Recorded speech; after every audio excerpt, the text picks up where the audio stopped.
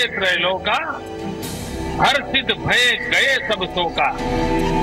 बैरु न कर काहू सन कोई, राम प्रताप विषमता हो। ऐसा शासन जिसमें विषमता न हो, ऊंच नीच न हो, गरीब और अमीर के बीच भेद न हो, ऐसा शासन होना चाहिए। ये राम राज्य की कल्पना में कैसा होना चाहिए कि नहीं होना चाहिए। और अगर ऐसा होने जाए उसको राम राज्य कहे तो कोई कम्युनल है क्या?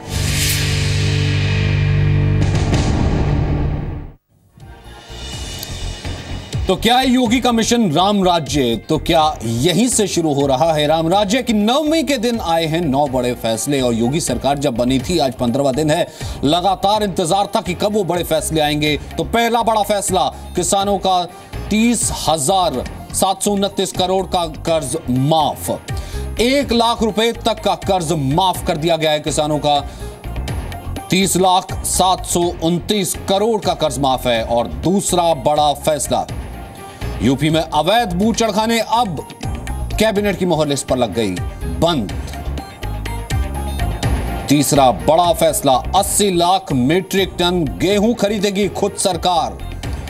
यह बहुत बड़ी मांग थी, वायदा किया था और वायदा निभाया गया। चौथा बड़ा फायदा, पलायन रोकने के लिए नई उद्योग नीति बनाई जाएगी। उन्हें स्टडी के लिए बाकी राज्यों में भेजा जाएगा ताकि उद्योग नए लगें और पलायन रुके। पांचवा बड़ा फैसला, अवैध खनिज पर अब जीओएम बनेगा। ग्रुप ऑफ मिनिस्टर्स की एक कमेटी बनेगी और इस पर जल्द ही कार्रवाई होगी। छठा बड़ा फैसला, गाजीपुर में बनेगा sports complex, multipurpose sports complex. और सातवां बड़ा फैसला है, अपराध भ्रष्टाचार पर जीरो टॉलरेंस। ये पहले दिन से योगी कहते आए हैं और एक बार फिर से कैबिनेट ने इसको मोहर दे दी। और आठवां बड़ा फैसला था, किसानों के 7 लाख एनपीए लोन जो कि एनपीओ चले हैं बैंकों में, वो माफ कर दिए गए हैं।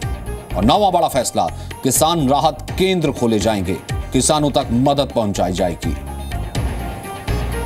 मंत्री जी ने भी चुनाव के दौरान कहा था कि पहली कैबिनेट मीटिंग में इसको लिया जाएगा, पारित किया जाएगा।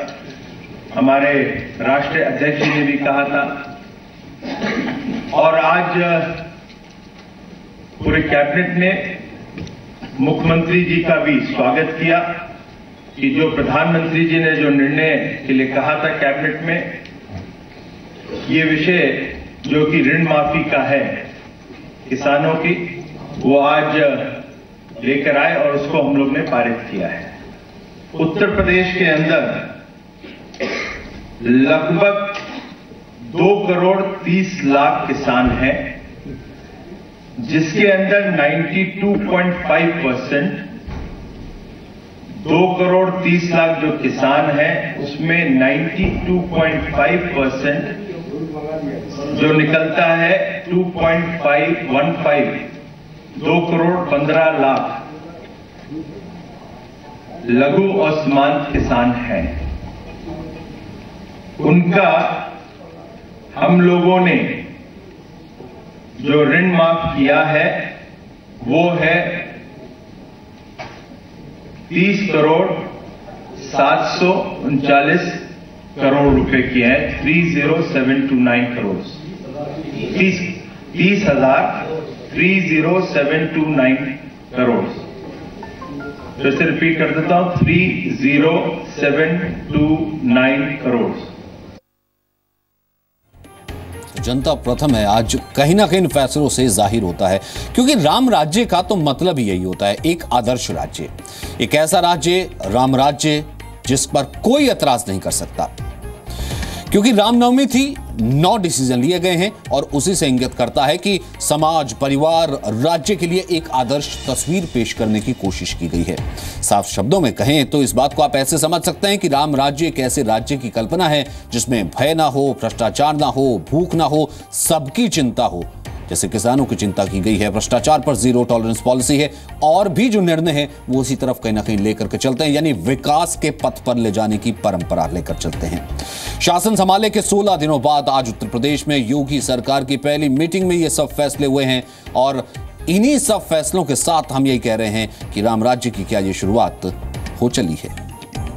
यूपी के सांसद के नाते आप लोगों को विश्वास दिलाता हूं कि सरकार बनने के बाद पहली मीटिंग में ही किसानों के कर्ज को माफ करने का निर्णय कर दिया जाएगा। और वही हुआ जिसका ऐलान किया गया था। कैबिनेट की बैठक में योगी सरकार का सबसे बड़ा फैसला यही है कि उत्तर प्रदेश में किसानों का 1 लाख रुपए तक का कर्ज माफ कर दिया गया। क्योंकि इन लोग बड़ा लोन नहीं लेते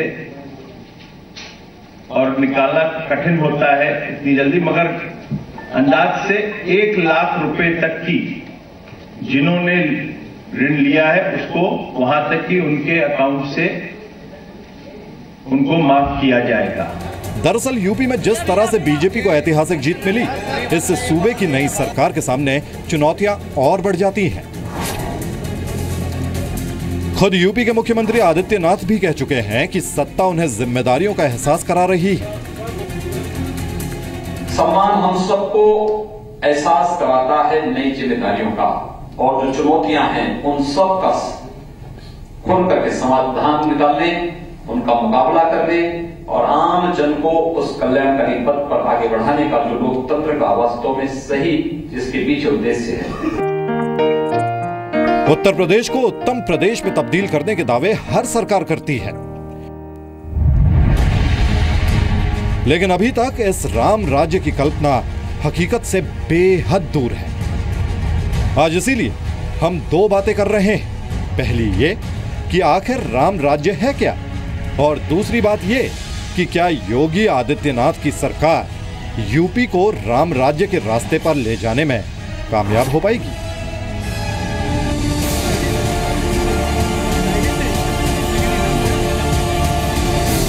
दरअसल हम यूपी में जिस राम राज्य की बात कर रहे हैं, प्रधानमंत्री मोदी उसको अपने भाषणों में कई बार जिक्र कर चुके हैं।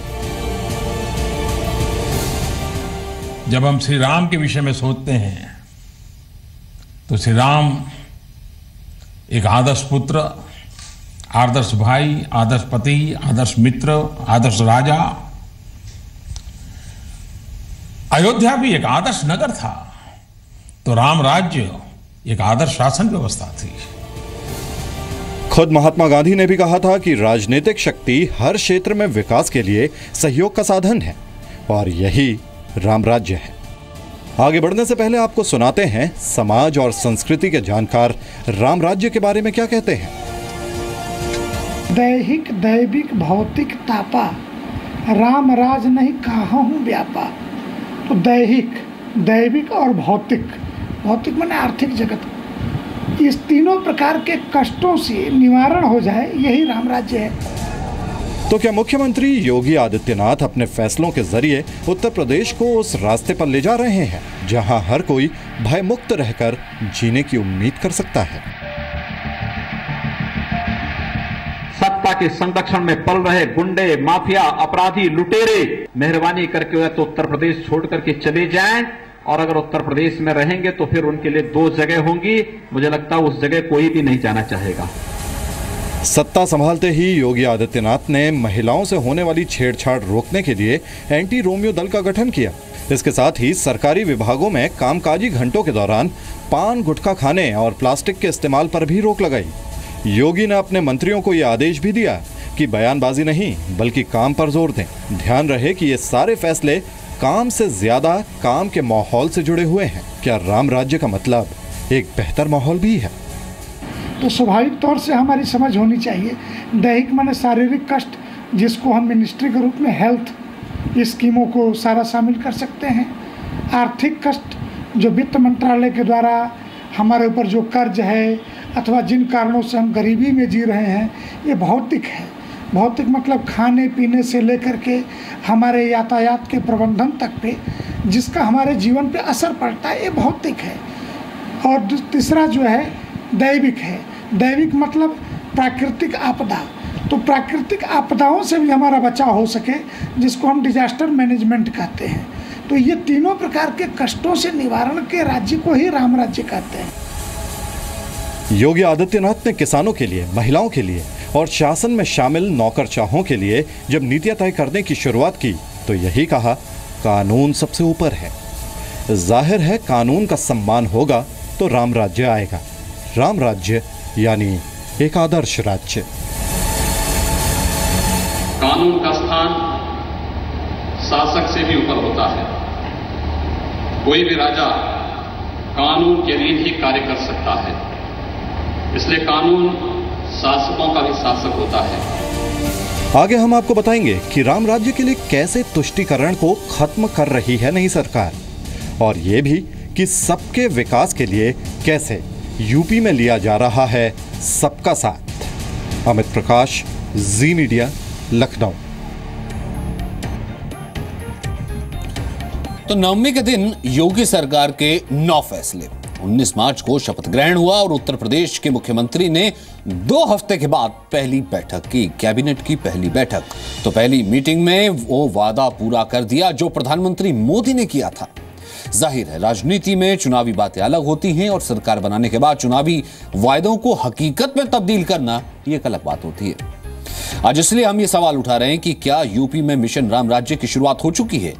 क्या योगी आदित्यनाथ मोदी की उम्मीदों पर खरा उतरने के लिए एक कदम आगे बढ़ा चुके हैं?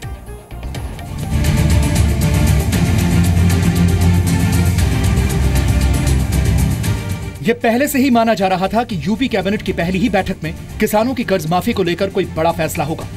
माना जा रहा है कि योगी सरकार के इस फैसले से करीब 2 करोड़ किसानों को फायदा होगा और कुल मिलाकर सरकार किसानों का 36,000 करोड़ रुपए का कर्ज माफ करेगी।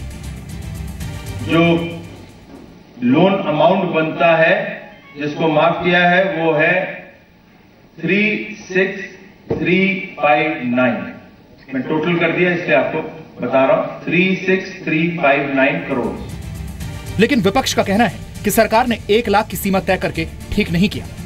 1 लाख की जो सीमा है उससे बहुत निराशा हुई। देखिए 1 लाख कुछ भी नहीं है आज के ज़माने में।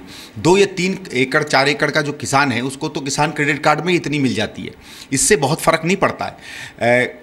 मुझे तो ये लगता था कि आप चिन्हित करके उन केसों में जहां दिक्कत हो रही है बड़ा ऐलान कोई करते। यूपी में 92% छोटे किसान हैं और मीडिया रिपोर्ट्स के मुताबिक 62,000 करोड़ रुपए का कर्ज किसान नहीं लौटा पाए हैं। कहा जा रहा है कि किसानों की कर्ज माफी के लिए राज्य सरकार बैंकों को पैसे देगी और इसके लिए सरकार कर्ज का इंतजाम करेगी। दरअसल वित्त मंत्री अरुण जेटली ने पहले ही कहा था कि राज्य अगर किसानों के कर्ज माफ करते हैं तो उन्हें खुद इसका खर्च उठाना पड़ेगा। ऐसा इसलिए क्योंकि केंद्र सरकार ऐसा नहीं कर सकती कि एक राज्य के किसानों का कर्ज माफ कर दे और दूसरे का नहीं। अमित प्रकाश, जी मीडिया, लखनऊ।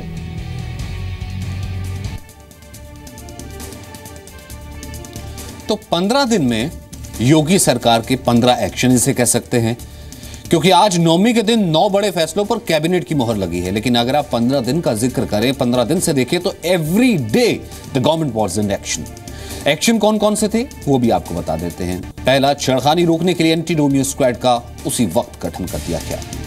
नंबर 2, कानून व्यवस्था सुधारने के लिए एक्शन प्लान खाका तैयार, उसी वक्त तैयार कर दिया गया, निर्देश दे दिए गए, डीजीपी को बता दिया गया। नंबर 3, यूपीपीएससी में इंटरव्यू पर फिलहाल रोक लगा दी गई, तलब कर लिया गया चेयरमैन को। नंबर 4, राम म्यूजियम के लिए 12 एकड़ जमीन देने का वायदा कर दिया गया। नंबर 5, गैर सरकारी सलाहकारों को हटा दिया गया जिनकी कोई जरूरत नहीं थी। नंबर 6, अवैध बूचड़खानों पर कार्रवाई शुरू हो गई और तेजी से कार्रवाई शुरू हुई। नंबर 7, मंत्रियों अफसरों को संपत्ति का ब्यौरा देने के लिए निर्देश दे दिया गया, अधिकारियों को भी कह दिया गया ब्यौरा दें।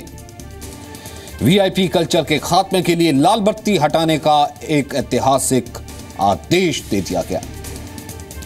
9वां एक्शन, सरकारी दफ्तरों में जब मुख्यमंत्री ने पाया गंदगी है, सरकारी दफ्तरों की दीवारें जब पान की पीकों से रंगी रखी तो कह दिया कि पान गुटखा पर पूरे तरीके से पाबंदी है, साफ सफाई होनी चाहिए। पुलिस थानों का निरीक्षण किया, पुलिस थानों पर राजनीतिक दबाव ना डालने का साफ निर्देश दे दिया। 11वां एक्शन, खुद पहुंच गए गोमती रिवर फ्रंट सुबह सुबह और कहा कि योजना इतनी देरी से क्यों चल रही है, जांच होनी चाहिए।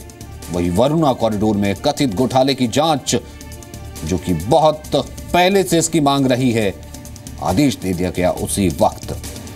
वक्फ बोर्ड में घोटाले की जांच का आदेश बड़े वक्त से लंबित था और उसे तुरंत कहा गया कि जांच की जाए।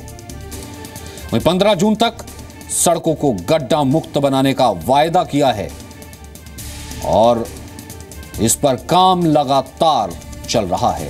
15वां एक्शन। यूपी के कॉलेजेस में कर्मचारियों की हड़ताल पर अब पाबंदी लगा दी गई है। 15 दिन और 15 एक्शन। वहीं यूपी के कृषि मंत्री सूर्य प्रताप शाही ने कर्ज माफी के फैसले पर खुशी जताते हुए कहा कि जो वायदा किया था वो पूरा किया है। कैबिनेट के फैसले को अगर आप बहुत संक्षेप में 2 पंक्तियों में बताना चाहें उन किसानों को जो इस वक्त जी न्यूज़ देख रहे हैं, तो क्या किया गया है उनके लिए, एकदम उनकी भाषा में। जिन किसानों ने खाद, बीज और कीटनाशक के लिए या अपनी फसल की आवश्यकताओं के लिए जो उन्होंने फसली ऋण लिए थे, उन फसली ऋण के माफ़ करने का फैसला किया है। हमने 1 लाख के सीमा के नीचे के सारे किसानों को, जो सीमांत कृषक हैं, लघु कृषक हैं, यानी जिनकी 1 एकड़ से 2.5 एकड़, 2.5 एकड़ से 5 एकड़ तक की जोत है, यानी 1 एकड़ से नीचे भी जिनकी खेती है, उनसे लेकर के और 5 एकड़ तक के लोगों को जितना उनका कर्जा फसली ऋण के रूप में होगा वह माफ़ करने का फैसला हमने किया है।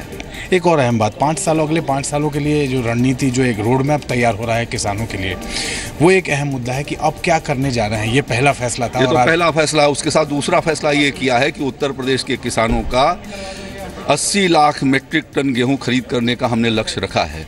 हमारी पूर्ववर्ती समाजवादी पार्टी की सरकार ने 40 लाख मीट्रिक टन रखा था, हम उसको बढ़ा करके 80 लाख कर रहे हैं। पिछले साल उन्होंने 18 से 20 लाख मीट्रिक टन की खरीदारी किया था। आज उनकी तुलना में लगभग 4 गुना खरीदारी हमारी सरकार ने करने का फैसला किया है, जिससे उत्तर प्रदेश के गेहूं उत्पादक किसान को बिचौलियों के हाथों उसका शोषण बंद होगा, वह लूटने से बचेगा और हमारी एजेंसियां उनके गेहूं की क्रय करेंगी।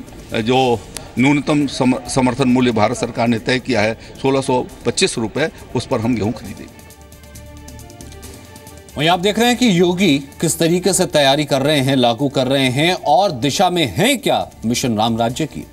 हम बात कर रहे हैं उन फैसलों की जो यूपी की योगी सरकार ने कैबिनेट की बैठक में लिए हैं, लेकिन इन फैसलों के साथ ही उम्मीदों की लिस्ट और लंबी हो जाती है, फेहरिस्त बढ़ती चली जाती है। यूपी के पड़ोसी राज्य बिहार में शराबबंदी है और पिछले दिनों वहां के उप मुख्यमंत्री तेजस्वी यादव ने मांग की थी कि बिहार की तर्ज पर उत्तर प्रदेश में भी शराबबंदी लागू की जाए। अब यही मांग यूपी के कई इलाकों से उठ रही है।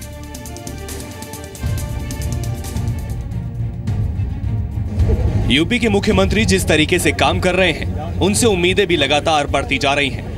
उत्तर प्रदेश में हाईवे के किनारे शराबबंदी के फैसले के बाद महिलाएं रिहायशी इलाकों में भी शराबबंदी की मांग कर रही हैं। शराब के चलते घर में हो रही कलह से परेशान महिलाओं ने सीएम योगी आदित्यनाथ से मांग की है कि वो यूपी में शराब को पूरी तरह से बंद कर दें। ये ठेका बंद होना चाहिए। यहाँ पे 3-4 हो गए हैं। यहाँ पे मोदी तो ये पीले के सारे ठेके बंद हो जाए। यहाँ पे पति पी के बच्चों को मारते हैं, घर में खर्चा नहीं देते हैं और हमारे बच्चे पढ़ने को बैठे।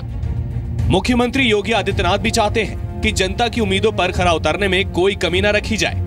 यही वजह है कि वे अपने प्रमुख सचिवों के साथ मीटिंग में पूछते हैं कि बीते 5 साल में आपने क्या क्या किया, जो योजनाएं बनाई उस पर कितने पैसे खर्च हुए, किस मद में कितना खर्च हुआ, और ये भी कि आपकी योजनाओं से संबंधित विभाग में कितना सुधार हुआ। सूत्रों के मुताबिक सीएम ने उनसे ये भी पूछा कि आगे की योजनाएं क्या हैं। जाहिर है योगी आदित्यनाथ राम राज्य का जो एक्शन प्लान तैयार कर रहे हैं, उसकी तैयारी में वो सबको शामिल करना चाहते हैं। अमित प्रकाश, जी मीडिया, लखनऊ। अब लोग ये कह रहे हैं, और हालांकि इस चीज का जिक्र आज प्रेस कॉन्फ्रेंस में भी किया गया कि जितनी जल्दी ये फैसले लिए गए हैं, जो कहा गया था वायदा, वो अगर पूरा किया गया है, उसकी इंप्लीमेंटेशन भी जल्द से जल्द होनी चाहिए।